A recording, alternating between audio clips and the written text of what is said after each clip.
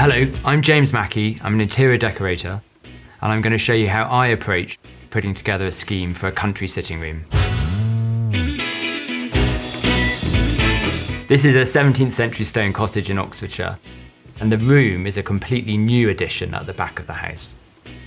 This house, like so many of its type, is long on charm and soul, but short on natural light and high ceilings. The room needed to function as a sitting room for 4 to 6 people to gather. It also needed to accommodate a collection of books, and we needed to make space where some work could take place. We thought very carefully about how best to create this addition to a 17th century stone house, and we looked closely at the arts and crafts movement, which was centred in the Cotswolds. William Morris's house at Kelmscott Manor was only a few miles away, and so after much thought, we adopted the principles and aesthetics of the arts and crafts movement for this room. So we have our room, and before we start to look at fabrics and colours and paint, it's absolutely vital to create a floor plan of the room with a furniture layout, which will enable you to identify the number of fabrics you need, what you need them for, and the scale at which they will appear in the room. For example, a sofa will perhaps take 16 to 18 metres of fabric, but a cushion will only take a metre. Putting a scheme together is really a series of building blocks. And the first thing to find is your keystone. This is the fabric which you're going to come back to again and again each time you make a decision. So all of the elements are going to reference back to this one moment.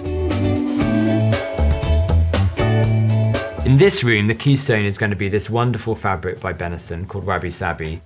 It's going to go on the sofa, so there's going to be quite a lot of it in the space. What I love about it is this vibrant blue, which is going to bring real energy into the scheme and which we're going to reference back to in other elements. The next fabric we're going to look for, keeping the Wabi Sabi in mind, is the fabric that's going to go on the armchair, which will sit in the bay window of this room. And what I've chosen is this wonderful fabric by GP&J Baker, which is from their signature collection. It's been in production since 1912. It was created very much in the arts and crafts aesthetic. And so it felt just right for what we're trying to achieve in the way this room overall would look, but also how it's going to work next to the Wabi Sabi. It's got the echo of the blue, but it's also not the main event here. This fabric's going to enable us to draw in other colours into our scheme. It's got some wonderful greens here. We've got the golden, orange, yellow, and the red. So I'm very excited about where we can go having this in the room. So we have our Wabi Sabi and we have our rockbird. We're now going to take things down a little bit in terms of the tempo of this scheme.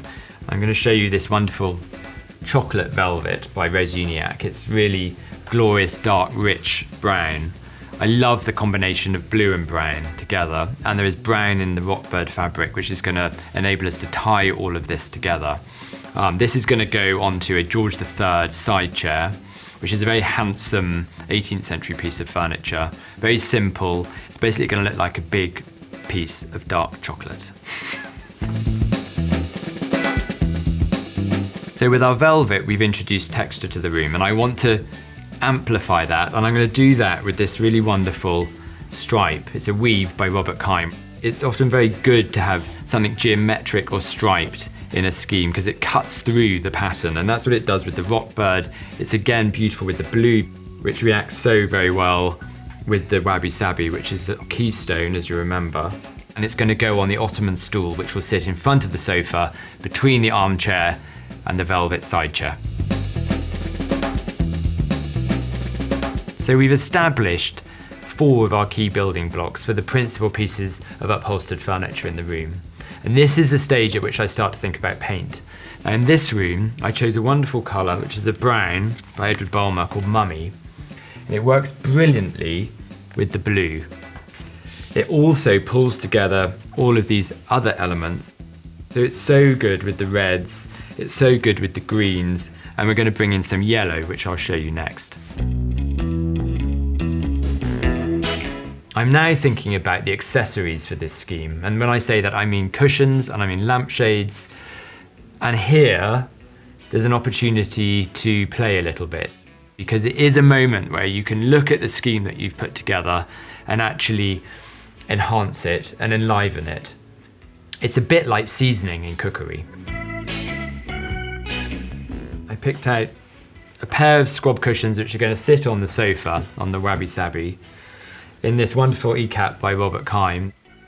And you can see immediately that it's pulling the blue and the red, and it's sitting really beautifully on the brown. The brown's activating all of these colours.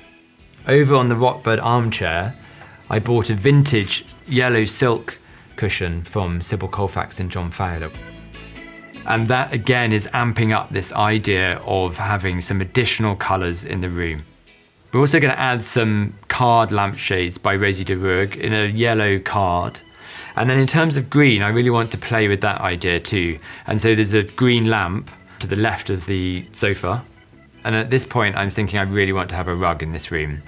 And obviously finding a beautiful antique rug takes a lot of time, but it got there in the end. The clincher in buying this rug was that it had this wonderful vibrant blue in the border. When I conceived the scheme for this room, I didn't include curtains, but then actually once we started to use the room, I decided I really did want to have curtains because we were using it in the evening and all the year round. And it really is a good example of how you don't need to have everything set in stone. So I chose for the curtains and the Roman blind, which sits in the bay window, this very beautiful Ruskin linen by Morris & Co. Colour's called Wine. And I think principally I was thinking about how it would work with all of the other elements.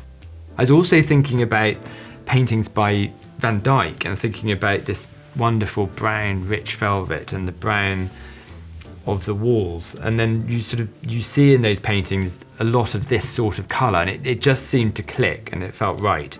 So the curtains were the final piece of the jigsaw and the scheme is complete. So I think it's fair to say that our scheme here is no shy retiring wallflower. We've got quite a lot happening, but it works. And it works because all of the elements are in harmony. They're all connected to each other and there is balance through the scheme. So there are moments of dynamic energy, but there are also moments where we pull the tempo back and quieten things down. And it is that approach which I think makes this room a success.